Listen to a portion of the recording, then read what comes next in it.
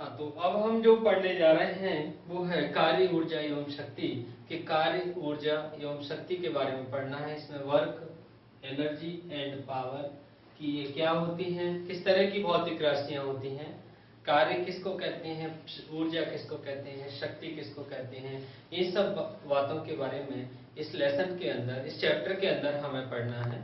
तो सबसे पहले हम बात कर रहे हैं कार्य की। यहाँ पर जो कार्य लिया जा रहा है वो कार्य किसको कह रहे हैं। इस चैप्टर के अंदर जो हम कार्य जो के बारे में पढ़ने जा रहे हैं वो एक्सटर्नल वर्क के बारे में पढ़ने जा रहे हैं। हम यहाँ पर इंटरनल वर्क के बारे में कोई बात नहीं कर रहे। फॉर एग्जाम्पल जैसे कि कोई कुली प्लेटफॉर्म पर खड़ा हुआ है और सिर पर एक बक्सा उसने रखा हुआ है और वो ट्रेन का वेट कर रहा है। तो अगर वो कुली एक ही जगह पर खड़ा हुआ है, वो गति नहीं कर रहा है, एक जगह से दूसरी जगह नहीं जा रहा है, तो उस समय इस चैप्टर के अंदर हम उसको कार्य नहीं मानेंगे। उस समय कार्य जीरो माना जाएगा। हालांकि वह कुली जो कि सिर पर एक बॉक्स लेकर के, एक भारी बॉक्स लेकर के खड़ा हुआ है, तो वो परेशान तो हो रहा है, यानी उसे थकावट तो हो रही है, लेकिन उस वर्क को इंटरनल वर्क माना जाएगा। वो माना जाता है, इंटरनल वर्क माना जाता है उसको। इसलिए हम इस लेसन के अंदर एक्सटर्नल वर्क के बारे में पढ़ने जा रहे हैं कि वो एक्सटर्नल वर्क क्या होता है। तो कार्य किसे कहते हैं, कार्य की परिभाषा क्या है, तो कार्य के बारे में पढ़ने जा रहे हैं। सबसे पहले कार्य, इसको वर्क, तो यहाँ पर ये वर्क क्या होता है इस चीज को देखना है। जनरली इसको W से दर्शाया जाता है। तो यानी जैसे कि ये डस्टर है, डस्टर को मैंने खिसका करके मैंने फोर्स लगा रहा हूं, फोर्स लगा के अगर इसमें विस्थापन हो रहा है, अगर फोर्स लगा करके विस्थापन हो रहा है तो मेरे द्वारा कार्य किया गया है। या अगर यानी इस वस्तु पर मैंने फोर्स लगाया, फोर्स लगाने से विस्थापन हुआ तो मैंने कार्य किया है। अगर मैं इस पर फोर्स लगा रहा हूं और इसमें कोई विस्थापन नहीं हो रहा है तो मेरे द्वारा कोई कार्य नहीं हो रहा है। तो इस तरह से हम कार्य के बारे में कह सकते हैं कि जब किसी वस्तु पर बल लगाने से अगर उसका विस्थापन होता है तो कार्य किया हुआ माना जाता है। अगर विस्थापन नहीं होता है तो हम उसको कार्य नहीं मानेंगे, कोई कार्य नहीं माना जाएगा उस समय। तो इसकी परिभाषा में हम कह सकते हैं कि जब किसी वस्तु पर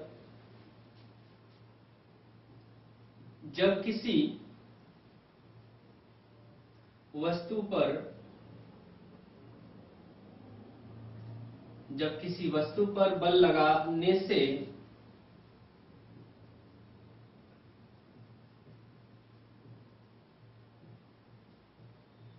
उसका विस्थापन होता है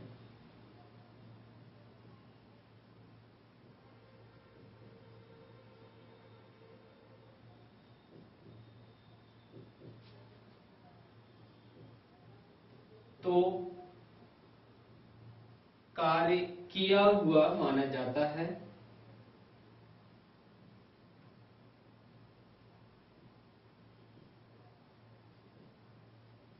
माना जाता है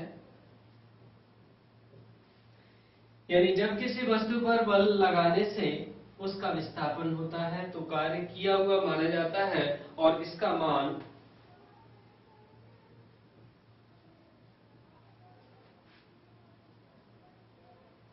बल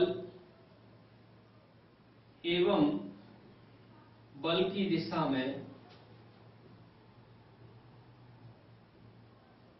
विस्थापन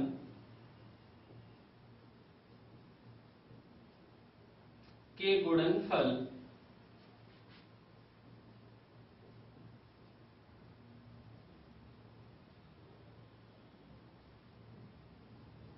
के बराबर होता है। यानी इसका मान जो है बल एवं बल की दिशा में, बल एवं बल की दिशा में विस्थापन के गुणनफल के बराबर होता है। जैसे कि कोई वस्तु है,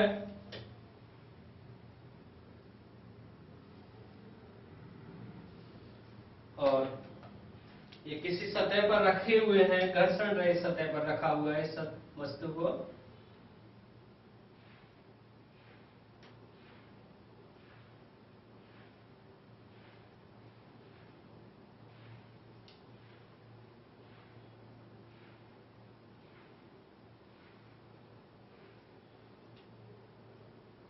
इस पर बल लगा करके इसकी पोजीशन यहां पर कर दी गई है।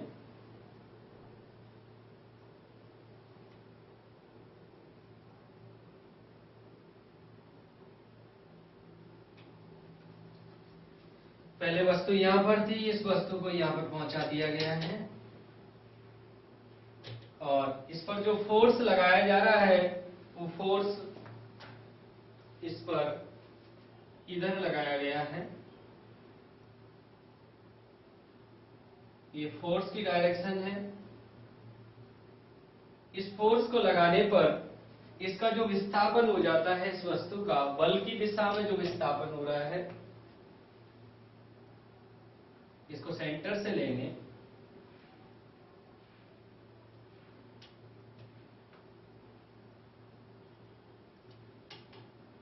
तो यहां पर जो विस्थापन देखा जाएगा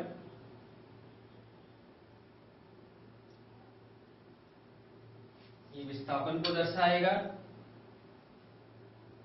मान लेते हैं ये विस्थापन को हम डी से दिखा रहे हैं कि बल लगाने से इसका जो विस्थापन हो रहा है वो इस दिशा में हो रहा है। विस्थापन एक सदिश राशि है, बल भी एक सदिश राशि है।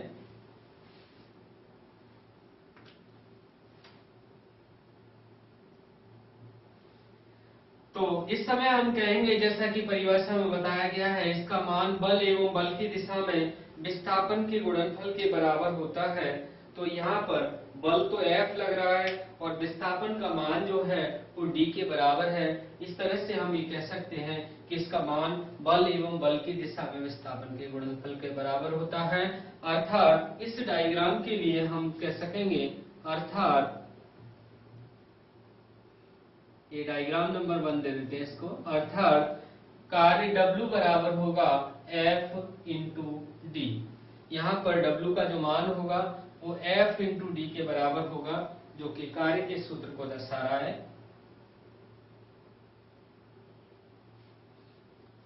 तो इसमें तो हमने देखा बल एवं विस्थापन दोनों समान दिशा में है, इसलिए यहाँ पर जो कार्य का मान है वो बल एवं विस्थापन के गुणनफल के बराबर है।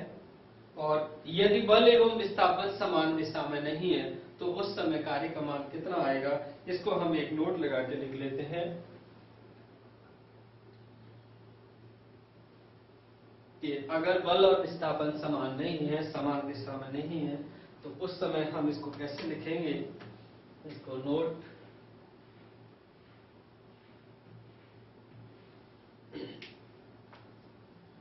यदि बल एवं विस्थापन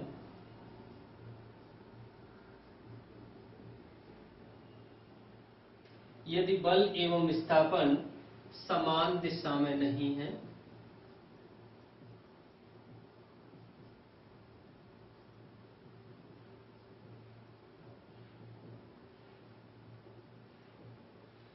बल एवं विस्थापन समान दिशा में नहीं है, तो इस अवस्था में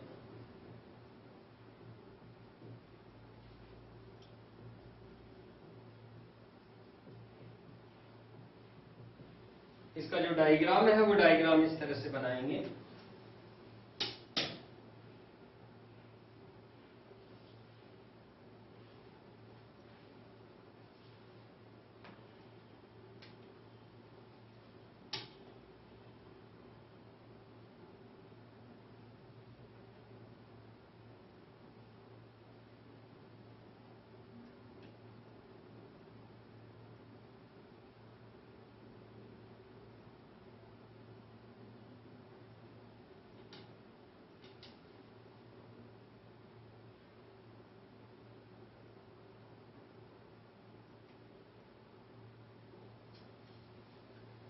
वस्तु है, वस्तु पर अगर विस्थापन वस्तु का अगर इस साइड में हो रहा है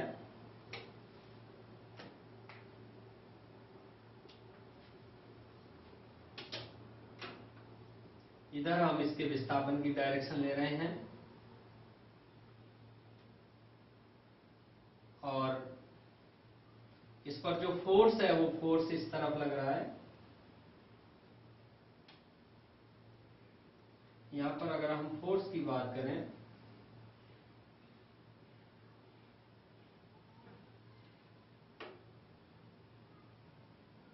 फोर्स अगर ऐसे लग रहा है F, इधर भी ये F की डायरेक्शन है, ये डिस्प्लेसमेंट को दर्शा रहा है, डिस्प्लेसमेंट इसका इधर है। अगर इसका ये डिस्प्लेसमेंट है तो यहां पर हम देख सकते हैं यहां जो एंगल बन रहा है वो एंगल कितना है, इसका एंगल देखें, एंगल सपोज ये थीटा है, यानी हम ये कह सकते हैं अगर बल एवं विस्थापन की दिशा में कोण थीटा है, दोनों के बीच में जो एंगल थीटा बन रहा है, तो इस स्थिति में कार्य का फॉर्मूला क्या होगा।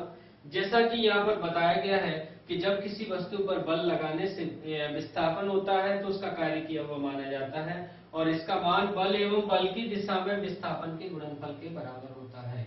तो अगर हम इस दिशा में बल की दिशा में इस d का कंपोनेंट निकालें, d का घटक निकालें कि बल की दिशा में इसका घटक कितना है, कौन सा कंपोनेंट है, तो उस चीज को हम देख सकते हैं। इस साइड में जो इसका कंपोनेंट बनेगा बल की दिशा में वो होगा d cos थीटा, इस साइड में जो बल का जो विस्थापन का जो घटक बनेगा वो d cos थीटा बनेगा। तो इस तरह से इस अवस्था में जो कार्य का जो मान आएगा, कार्य का मान होगा W = F × d cos theta. तो इस अवस्था में कार्य W = लिखेंगे हम F × d cos थीटा, यानी हम इसको F d cos थीटा लिख सकते हैं, F d cos थीटा, यानी इतना कार्य होगा इस समय। और क्योंकि वेक्टर F और वेक्टर d दोनों ही सदिश राशियां हैं, इसलिए हम इनको ऐसे लिख सकते हैं vector F dot vector d, इस तरह से भी हम इनको लिख सकते हैं। तो ये भी एक अपने पास एक फॉर्मूला आ गया कार्य के लिए। इसमें हमने बल का मान कांस्टेंट रखा हुआ है,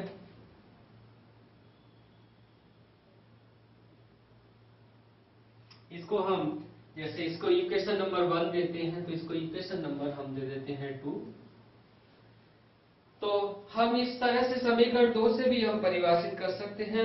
समीकरण 2 से भी हम कार्य के लिए कह सकते हैं कि कार्य का मान जो होता है बल सदिश एवं विस्थापन सदिश दोनों के अदिश गुणनफल के बराबर होता है। तो इस प्रकार समीकरण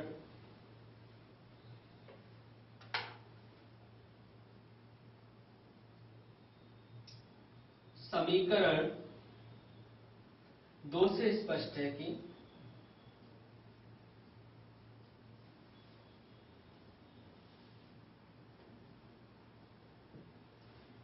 किए गए कार्य का मान बल सदिश एवं विस्थापन सदिश के अदिश गुणनफल के बराबर होता है। कि किए गए स्पष्ट है कि किए गए कार्य का मान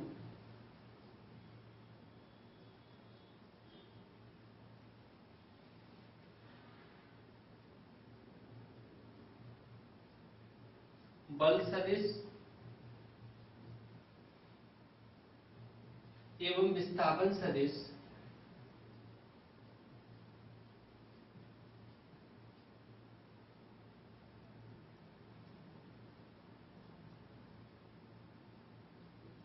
के अदिश गुणनफल के बराबर होता है।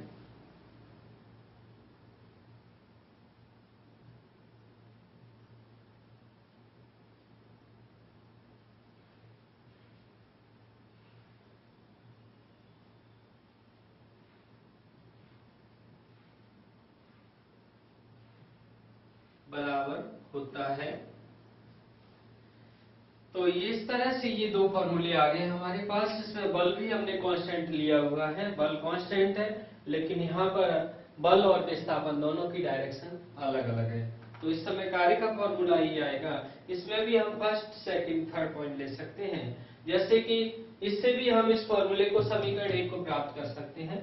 जैसे कि अगर बल एवं विस्थापन दोनों समान दिशा में है तो उस समय हम थीटा का मान 0 ले लेंगे, और थीटा का मान 0 ले लेंगे तो cos 0 का मान 1 हो जाएगा। cos 0 का मान 1 हो जाएगा तो हमारे पास समीकरण 1 प्राप्त हो जाएगा।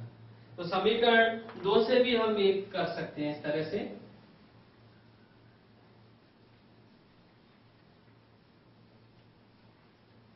इसको स्थिति फर्स्ट में लिख रहे हैं, इसको स्थिति फर्स्ट या केस फर्स्ट।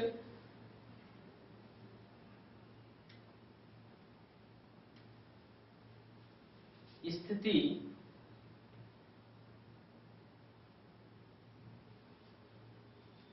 फर्स्ट, तो स्थिति फर्स्ट में हम लिख रहे हैं इसको यदि बल एवं विस्थापन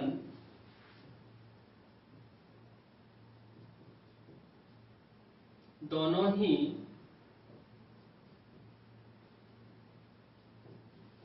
समान दिशा में हैं,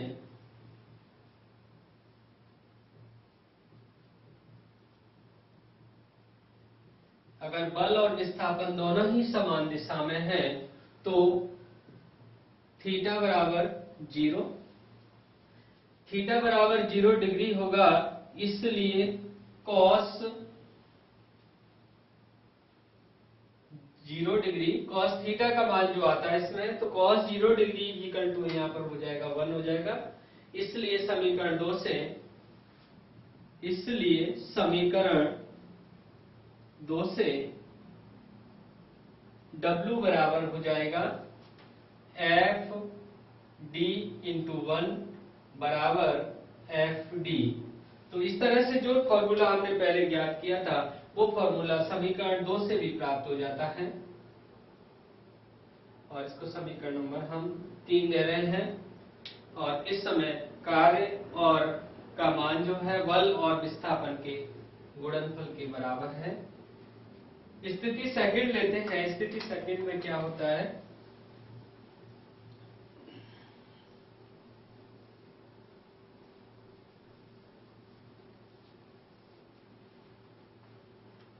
स्थिति सेकंड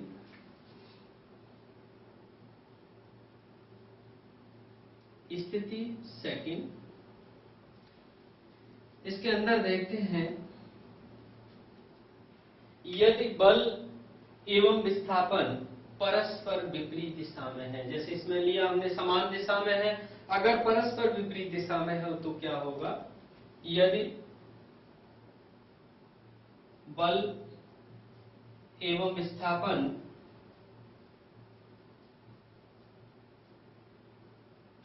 परस्पर विपरीत दिशा में है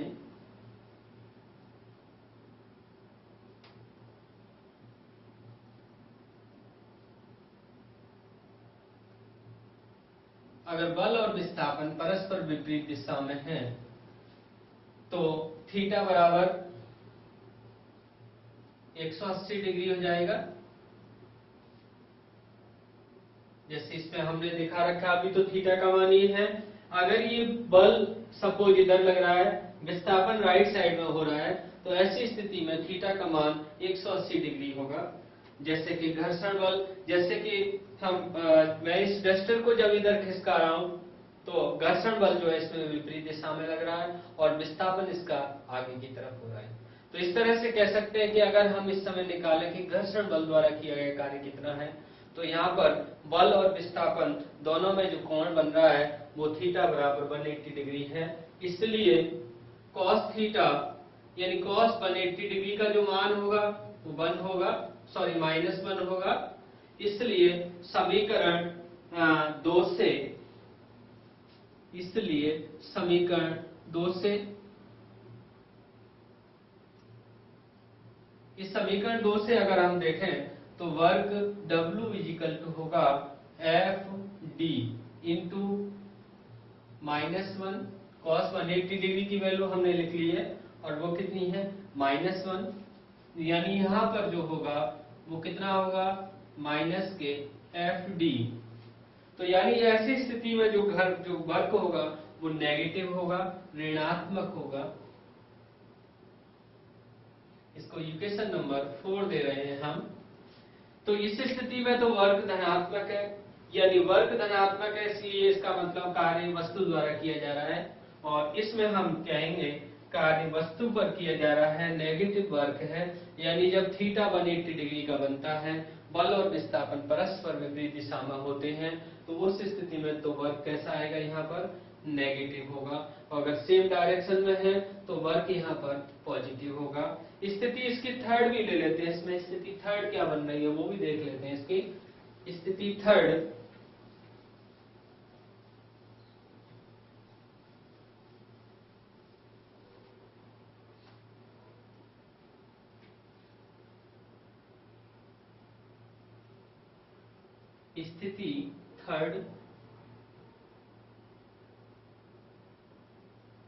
और इस थर्ड पोजीशन में देखते हैं क्या है। यदि बल एवं विस्थापन परस्पर लंबवत दिशा में है तो क्या होगा। यदि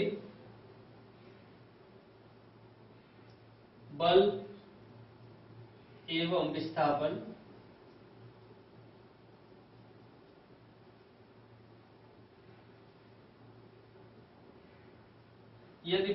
विस्थापन परस्पर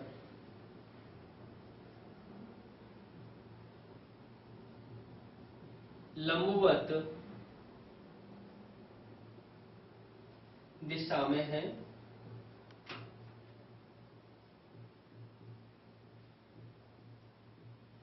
तो इस अवस्था में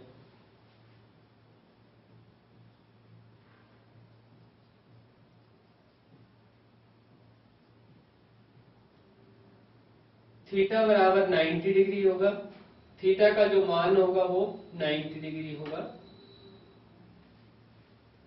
जैसे कि मैं इस डस्टर को खिसका रहा हूं तो इस समय जो इसका भार है, भार गुरुत्वाकर्षण बल वो नीचे की ओर होगा। तो अब इस समय मैंने इस डस्टर को खिसकाया, गुरुत्वाकर्षण बल नीचे की तरफ है, तो दोनों के बीच में एंगल यहाँ पर कितने का हो गया, 90 डिग्री का हो गया। तो 90 डिग्री का है, थीटा का मान जब 90 डिग्री का है तो cos 90 बराबर होगा, तो cos 90 degree is equal to 0 होगा। और इसलिए समीकरण 2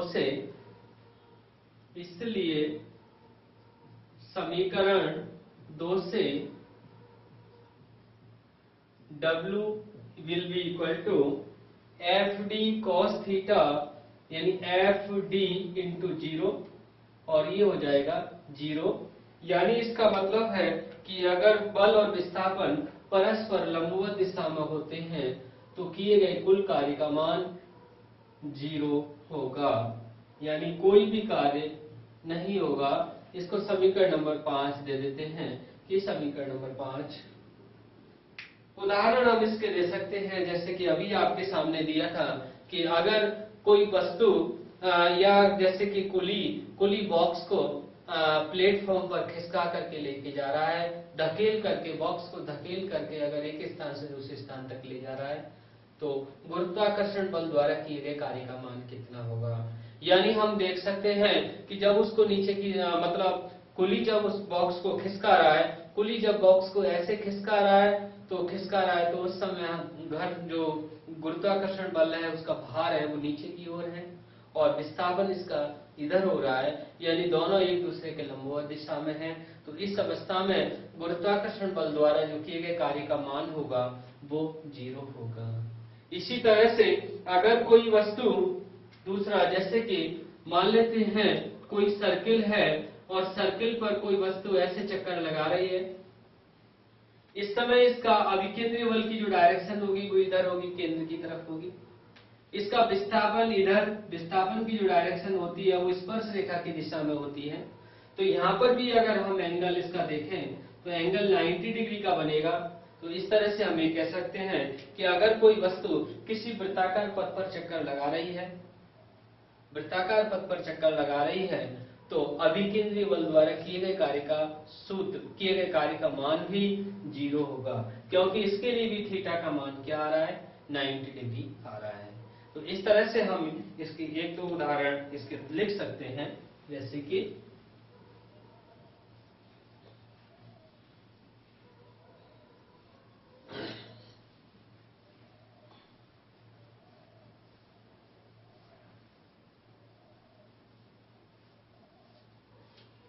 इसके उदाहरण दे देते हैं।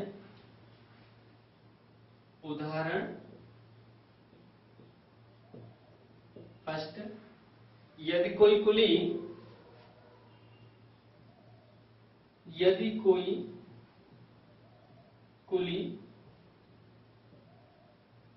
किसी बॉक्स को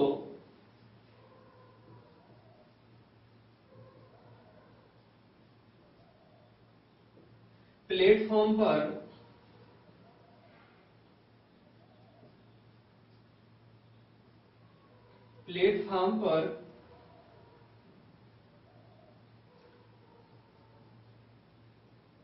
यदि कोई कुली किसी बॉक्स को प्लेटफॉर्म पर धकेलकर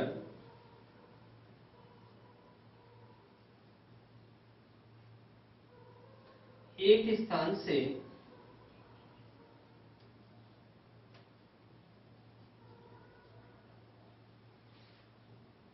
दूसरे स्थान तक ले जाता है,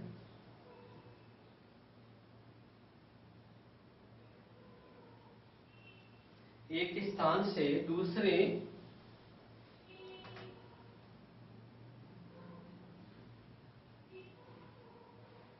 स्थान तक ले जाता है,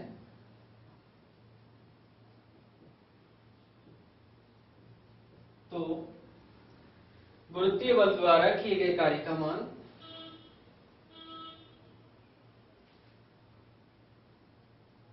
गुरुत्वीय बल द्वारा किए गए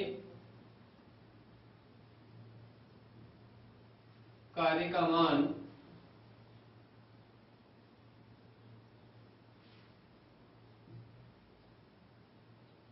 शून्य होगा।